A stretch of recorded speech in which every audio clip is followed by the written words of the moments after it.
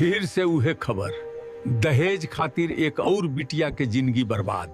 हर रोज के खबर बन गई बाई। इस समाज बिटियन के कबो इंसान समझबे ना कैलस, पहले दिन से हिसाब लगावे लगेला। हाँ जी, बिटिया पैदा होते ओकरे माथे पे बोझ के लेबल लग जाला। उ लेवल हमेशा रह जाला बियाह तक, बल्कि बियाह के बादो। बिटिया बोझ ना, उ तो उ हाथ हो जवन बुढ़ापा में सहारा बनेला। बेटा पैदा भइल त मिठाई बटाला।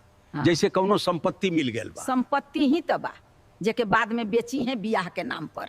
अब होशियारी से पूछल जाला, हमहने के कुछ ना चाहिए, बाकी अपने लड़की के काका देबा। शादी में फेरा कम, हिसाब किताब ज्यादा होला। जब मांगे वाला के लाज ना हो तो मांग बढ़त ही जाला। आ देवे वाला बीचे में पिसाला, वो कहाँ जाई? एक तरफ बिटिया के खुशी, दूसरी तरफ हैसियत। पढ़ल लिखल फिर भी सोच उहे पुरान सड़ल गलल।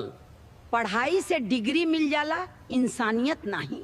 तब बदलाव आई कैसे बतावा? बिटियन के इतना मजबूत बनावा कि उनके केहू के दया के जरूरत न पड़े।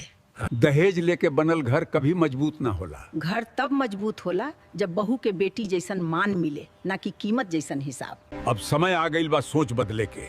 चुप्पी भी गलती के हिस्सा होला। अगर आज आवाज ना उठेबा तो काल फिर कौनो बिटिया पिसाई।